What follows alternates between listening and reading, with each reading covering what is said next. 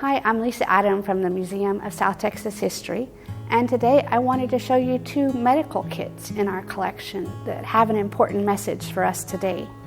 Both of these kits belong to Walter John Maxwell Jr., and Dr. Maxwell was one of the first orthopedic surgeons in the Rio Grande Valley.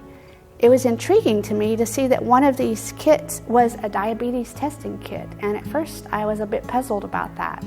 But many of you may know the reason why he had this kind of kit. Unfortunately, diabetes is one of the major causes for people losing a finger, a toe, or even a limb to gangrene and surgical amputation. And probably many of Dr. Maxwell's patients, like a lot of people today, didn't even know that they had diabetes until he ran a test on them. This kit is a very clever and ingenious way for him to test for diabetes right on the spot with his patients. It has a little booklet with instructions for the doctor or medical practitioner, and it had everything he needed to run the test. To do so, he would take a sample of the patient's urine and use the little dropper to put the urine in the central test tube. Then he would add one of the tablets from the left container, which was a copper sulfate tablet, and he would add that to the urine in the center.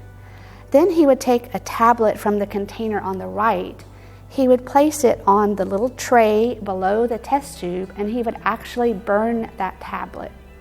That would create heat and a chemical reaction. As that reaction occurred, the contents of the test tube would change color. And the color might range from a blue-green all the way to a yellow-green or a yellow. And the doctor had a little color chart that could help him interpret those results. If the color was green or blue-green, that wasn't too bad, but if it became yellow, yellow-green, that would indicate a very high percentage of sugar in the urine. And in the worst cases, and this color chart goes all the way up to 6% sugar, then Dr. Maxwell might need this other kit. And this, of course, is his surgical toolkit. This has a lot of sharp scalpels and other instruments that I am not going to touch, but I did want to show you one part of the kit, and that is this grim-looking tool. This is a bone saw with a detachable handle.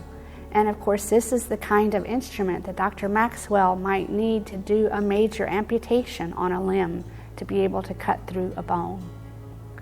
Fortunately, many of his patients didn't need that. And in fact, one of Dr. Maxwell's relatives told us that he was beloved by his patients because a lot of times he was able to work with them to help them save their limbs rather than have them amputated. Unfortunately, diabetes is still an issue with us today. Here in the Rio Grande Valley, the rate is even higher than it is for the rest of Texas or the United States. If we continue with healthy exercise, proper diet, testing, and treatment, maybe someday diabetes will only be part of our history and not our present. Again, I'm Lisa Adam. Thank you for watching, and tell us your stories.